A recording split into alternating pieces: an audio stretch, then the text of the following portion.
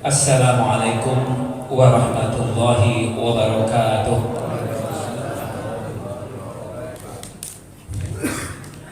Alhamdulillahi rabbil alamin alladzi ja'alana hadha syahra Ramadan wajiban ala mu'minin liyakunu minas sabirin wasyakirin wal muttaqin. Ashhadu an la ilaha illallah wahdahu la syarika lah wa ashhadu anna sayyidana Muhammadan abduhu wa rasuluhu la nabiyya ba'dah. Allahumma salli wa sallim ala sayyidina Muhammad wa ala alihi wa sahbihi ajma'in. Amma ba'd. Para asatidzah, para hujjaj, para kesepuhan, bapak-bapak, ibu-ibu, serta imam kita pada malam hari ini yang dimuliakan Allah Subhanahu wa taala. Alhamdulillah, Allah masih mentakdirkan kita, Allah memberikan kekuatan dan hidayah kepada kita semua. Pada malam ini Allah mentakdirkan kita semua bisa melaksanakan sholat Isya, sholat tarawih dan sholat witir, dan mudah-mudahan semua ibadah kita ini diterima oleh Allah Subhanahu wa taala. Salawat dan salam marilah kita limpahkan kepada kehadiran Nabi kita Nabi Muhammad sallallahu alaihi wasallam, para keluarga, para sahabat, serta para pengikut umat Rasulullah sallallahu alaihi wasallam. Mudah-mudahan kita berikhtiar terus, mudah-mudahan diakui sebagai umat Rasulullah yang taat kepada Allah dan Rasulnya, sehingga kita mendapatkan syafaat Rasulullah SAW di yaumul qiyamah nanti. Amin ya rabbal alamin. Para hujjaj, para asatidzah, bapak-bapak, ibu-ibu yang dimuliakan Allah Subhanahu wa taala, izinkan saya menyampaikan sedikit kultum yang diberi amanah oleh pengurus DKM tadi sore untuk menggantikan. Diberikan tema apa tadi ya? Iktikaf ya. Iktikaf menyepi untuk mendekat. Temanya iktikaf menyepi untuk mendekat. Mendekat siapa kira-kira Pak Ustaz Tony? Iktikaf dari segi bahasa sendiri diambil dari akafa ya'kifu kufan. Biasa dimaknai oleh para ahli bahasa, yaitu dimaknai oleh al-habsu. Al-habsu itu artinya menahan diri atau dirinya dipenjarakan. Bisa dikatakan itu mempenjarakan diri, atau ada yang mengartikan al-muksu, artinya berdiam diri. Nah, itu menurut bahasa artinya bisa menahan dirinya untuk berdiam atau berdiam sejenak. Itu namanya kan i'tikaf menurut bahasa. Tapi maksud i'tikaf di sini mungkin adalah berdiam diri kita di dalam masjid dengan niatan taqarruban. Tadi kan menyepi, taqarruban ilallah, mendekatkan diri kepada Allah Subhanahu wa taala. Itu yang namanya i'tikaf. Di mana i'tikaf kita? Ini paling tidak ada yang mengatakan i'tikaf kita itu harus di masjid yang sholat 5 waktu dan juga dilaksanakan sholat Jumat. Yang kedua ada yang menyampaikan i'tikaf itu nggak apa-apa, sejenis musola, yang penting dia tempat itu ditempati untuk sholat 5 waktu. Itu kita boleh i'tikaf. Kalau kita di rumah boleh nggak i'tikaf kira-kira? Boleh nggak? Nggak boleh, karena pengertiannya saja wa antum aqifuna fil masajid, yaitu di masjid atau di musola-musola. Saya tanya, masuk ke sini sampai saat ini udah ada yang i'tikaf belum? Belum. Ceritanya belum. Padahal udah banyak yakin. Padahal kita setiap memasuki rumah Allah, mau masjid, mau sholat, itu sebaiknya kita beriktikaf. Para ulama biasanya menyarankan kapan iktikaf kita mulai, yaitu ketika kita mulai masuk masjid biasanya menyarankan ketika mau masuk masjid baca doa nggak biasanya? Bacakan biasanya. Di mana bacanya? Allahumma ftah abwaaba rahmatik. Ya Allah, bukakanlah pintu-pintu rahmatmu. Masuk dengan kaki kanan. Setelah itu dianjurkan langsung niat iktikaf ketika mau masuk. Kenapa mau masuk dulu? Karena khawatir lupa dan yang lainnya. Makanya kita mulai sekarang agar ibadah kita di dalam masjid ini fokus mendekatkan diri kepada Allah. Itu niat iktikaf setelah pas masuk. Niatnya macam-macam. Ada yang menyatakan nggak usah dilafalkan, nggak apa-apa. Ada saya niat iktikaf dalam arti karena Allah Taala, boleh begitu. Ada ulama yang detail banget. Misalkan baca niatnya nawaitu al-i'tikafa fil masjid lillahi ta'ala. Saya niat iktikaf di masjid ini karena Allah Taala. Ada lagi versi lain, nawaitu an-i'tikafa fi hadzal masjid taqarruban. Tambah lagi apa itu? Taqarruban, mendekatkan diri kepada Allah Subhanahu wa taala. Jadi, kalau bisa setiap kita mau masuk masjid itu selain membaca doa Allahumma ftah abwaaba rahmatik, ya Allah, semoga bukakanlah pintu rahmat-rahmatmu. Dilanjutkan dengan i'tikaf, berdiam diri di masjid, mendekatkan diri agar kita dekat dengan Allah Subhanahu wa taala dengan niat saya i'tikaf di masjid ini karena Allah Taala. Bagus banget dilafalkan lagi nawaitu an a'takifa. Ada yang masuk i'tikafa boleh. Taqarruban ila Allah sunnatalillahi ta'ala. Itu pertama niatnya seperti itu. Pokoknya tidak mesti kita harus duduk dulu. Pas masuk tidak apa membaca niat i'tikaf karena khawatir kita lupa niatnya. Oke, itu yang pertama. Berarti niatnya dulu ya.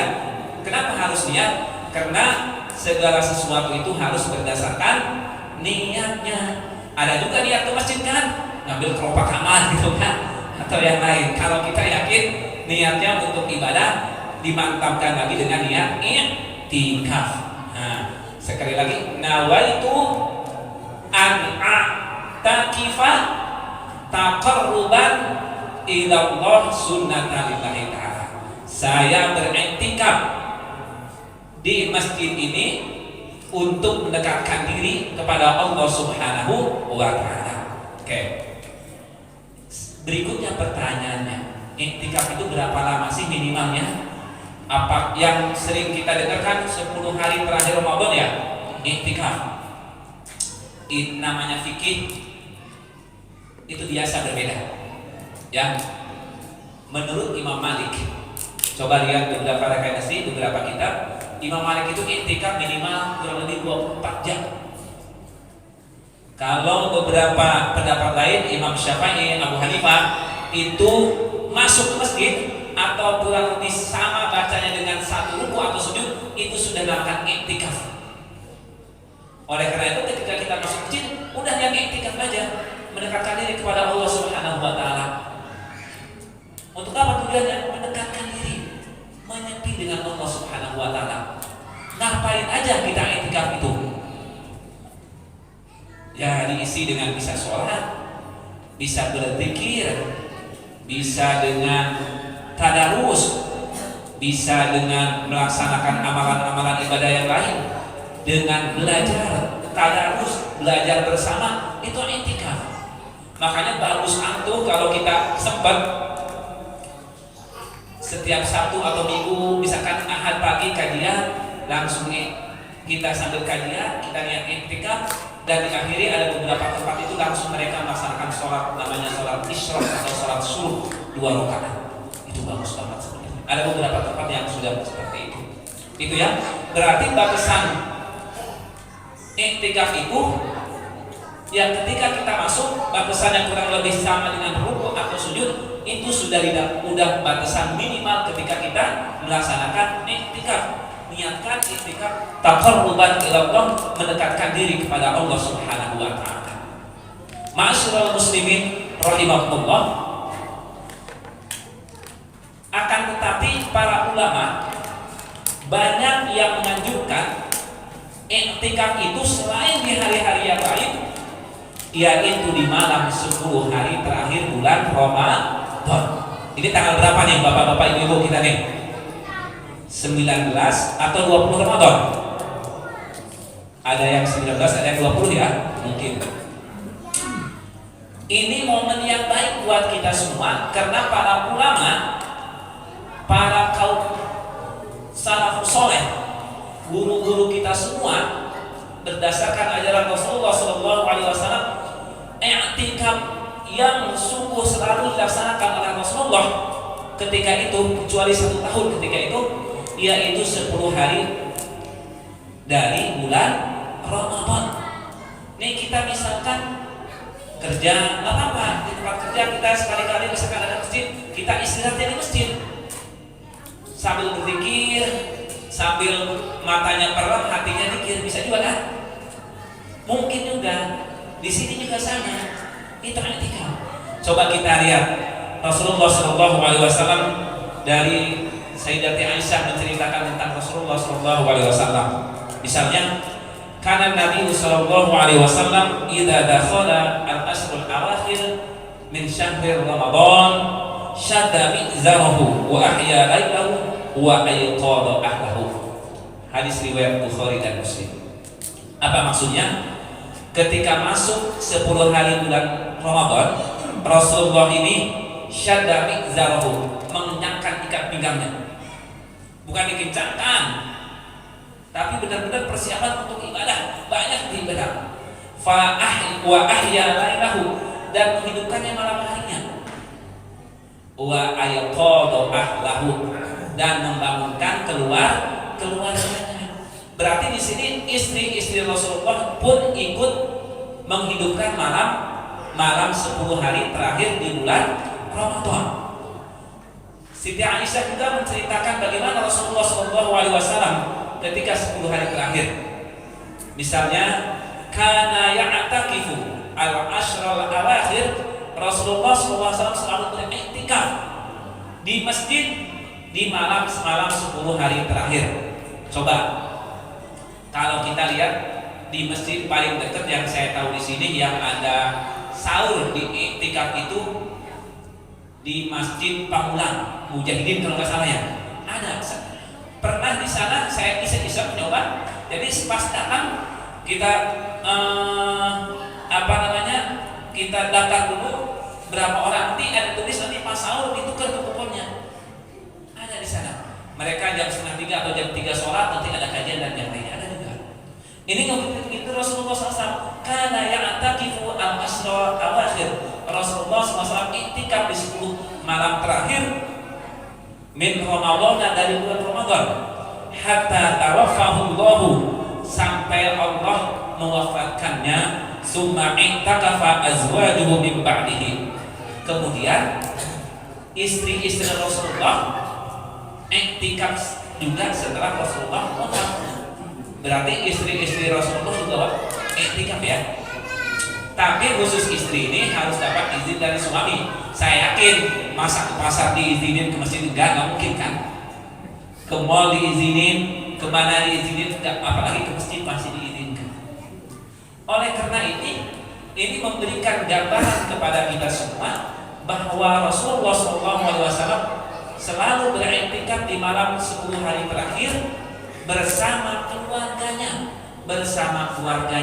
Kalau kita paling tidak ya kalau nggak bisa semalaman, paling tidak di 10 hari terakhir ini sholat maghrib ke masjid sebentar yang iktikaf, ba'diyah balik lagi ke rumah, isya ke sini lagi, iktikaf lagi gitu kan, sambil begini kan. Kalau di rumah kan, kalau saya nggak tahu kalau bapak udah lihat HP aja tuh kan. Kalau saya sih nggak tahu kalau bapak sambil santai gitu kan, sandaran, ya tiduran tuh sekalian, kenyang kan. Emang 10 hari terakhir kenapa harus selesai terang? Cobaannya banyak, sudah capek, lelah dan yang lainnya. Setelah itu isya, tarawih sampai jam 9. Bagus banget kalau ada tadarus dan yang lainnya, kalau sempat, kalau nggak sempat pulang. Bagus lagi, iktikaf lagi menjelang sahur kesini lagi. 10 hari terakhir biasanya ada beberapa orang, biasanya ada. Kalau bapak-bapak kan nggak masak ya, kalau bapak enak, tinggal nyampe, tinggal makan. Kecuali saya, kecuali saya. Pak Haji Sri kan nggak masak kan, nggak masak. Sebelum jam 3 lah, setengah 3 kesini lagi, sholat tahajud atau sholat hajat atau sholat apa saja, intikaf tadarus kembali ke rumah jam 4 gitu kan. Makan sahur, beres-beres, terus ini lagi intikaf lagi sholat subuh. Itu udah keren kalau menurut saya, udah keren banget itu. Syukur-syukur kalau beberapa orang biasanya banyak sekali itu. Ketika mahasiswa saya masih ingat banget di tempat-tempat itu luar biasa banyak banget tempat-tempat untuk intikaf. Untuk intikaf sahurnya disediakan, tapi biasanya bayar kita, bayar dan udah disiapkan. Kan enak tinggal ibadah doang kan, tinggal ibadah aja. Seperti itu. Kenapa pertanyaannya di 10 hari terakhir ini tidak asing bagi kita? Tapi sebenarnya sih kita sebagai umat Rasulullah bukan mencari pahalanya sih kalau saya sebenarnya. Tapi memang itu adalah ajaran Rasulullah untuk melaksanakan ibadah-ibadah seperti sholat di masjid bagi laki-laki, melaksanakan i'tikaf di 10 hari terakhir. Dan mungkin ada bonusnya, itu bonusnya saja. Biasanya itu adalah kita mencari taharrau Lailatul Qadar, mencari malam-malam Lailatul Qadar, bonusnya. Kalau ceritanya gini, bapak-bapak saya yakin paham bahwa malam Lailatul Qadar itu pahalanya seperti 1000 bulan ibadahnya. Kenapa? Asbabun nuzulnya surat Al-Qadar itu bahwa ketika itu ada pada zaman Bani Israel. Kalau menurut sejarah umat-umat sebelum Rasulullah itu tua-tua. Ada yang 950, ada yang 1000 tahun, ada yang lebih. Semakin ke sini, semakin muda sudah diwafatkan oleh Allah Subhanahu wa taala. Coba lihat sejarah. Ada yang 1000 tahun, 900 tahun dan yang lainnya. Kalau kita sudah 70 tahun juga. Enggak, 50 tahun aja Pak sahabat ya. Kita makan itu kadang bikin udah kayak lino gitu kan. Udah lino gitu kan. Udah banyak berkurang ininya, apa namanya, nikmatnya. Kadang gorengan sudah dibatasi gitu kan, kolesterol atau sejenisnya. Jangan dulu tua-tua. Ketika itu ada orang Bani Israel, dia berjihad fisabilillah sampai 1000 tahun lamanya. Sehingga para sahabat ketika itu bertanya, kok bisa kita, bagaimana usia kita nggak sampai ke sana? Rata-rata usia masa zaman Nabi sekarang itulah 60 sampai 65 tahun. Itu 1000 tahun bagaimana? Sehingga turunlah surat Al-Qadar menyatakan bahwa yang mendapatkan Lailatul Qadar itu seperti pahalanya 1000 tahun, 1000 bulan, 1000 tahun lagi. 1000 bulan itu sekitar 80 lebih lah ya, 80 tahunan. Oleh karena itu, momen yang baik ini agar kita lebih dekat kepada Allah Subhanahu wa taala, isi kita sama-sama, saya juga mengucapkan kepada saya, iktikaf di masing-masing sesuai dengan kemampuan dan kapasitas kita. Karena kalau kita kan ada yang kerja, ada yang lain, sesuaikan aja. Ya bisa sambil kerja di kerjaan, istirahat. Ya kalau pulang agak cepat, kita usahakan sempat tarawihnya di masjid, walaupun di rumah juga boleh. Kita di masjid ada iktikafnya, ada apanya dan yang lainnya, ada jalannya aja berangkat ke masjid itu. Langkah yang pertama adalah untuk menembus dosa kita. Langkah kedua meningkat derajat kita. Sudah lain beda di masjid dengan di rumah. Apalagi sholat di masjid adalah ajaran Rasulullah SAW yang mudah-mudahan memberi syafaat nanti di yaumul qiyamah nanti. Amin ya rabbal alamin. Ma'asyiral muslimin rahimakumullah. Demikianlah untuk yang kelebihan bukan kuliah ini. Mudah-mudahan ada manfaatnya. Kita mulai dari sekarang, setiap masuk ke masjid kita niatkan iktikaf kepada Allah Subhanahu wa taala. Niat saya iktikaf di masjid ini mendekatkan diri kepada Allah Subhanahu wa taala, diisi dengan sholat qobliyah, mungkin tahiyatul masjid dulu yang sempat, sholat sunnah, zikir dan yang lainnya, atau mungkin diisi dengan kajian-kajian dan diskusi yang bermanfaat untuk umat bersama. Terima kasih. Mohon maaf apabila ada kekurangan. Wallahul muwaffiq ila aqwamit thoriq. Assalamualaikum warahmatullahi wabarakatuh.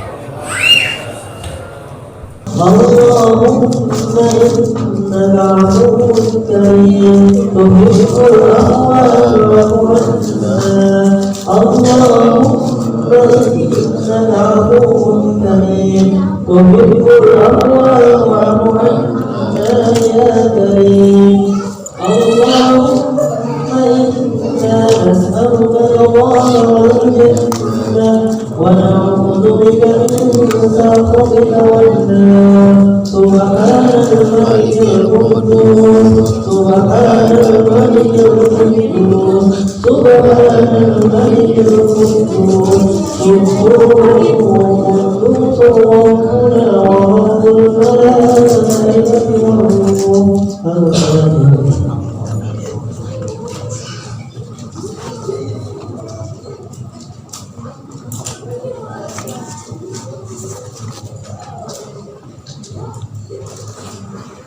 بسم الله الرحمن الرحيم الحمد لله رب العالمين حمدا يوافي نعمه ويكافئ مزيدا يا ربنا لك الحمد كما ينبغي لجلال وجهك الكريم ولعظيم سلطانك اللهم صل وسلم على سيدنا محمد وعلى آله وصحبه أجمعين اللهم إنا نسألك إيمانا دائما ونسألك قلبا خاشعا ونسألك علما نافعا ونسألك يقينا صادقا ونسألك عملا صالحا ونسألك دينا طيبا ونسألك العفو والعافية ونسألك تمام العافية ونسألك الشكر على العافية ونسألك الغنى عن الناس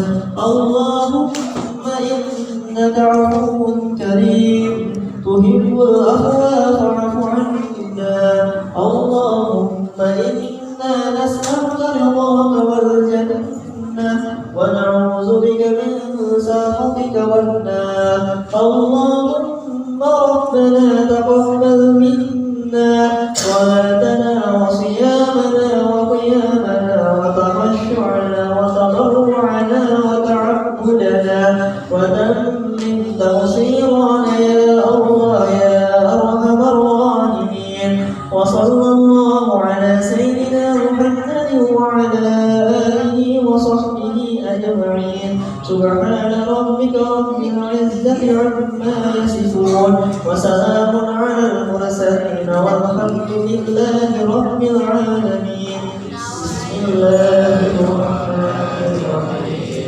توكل صلى عليه وفي شهر رمضان في السنة صلى الله على محمد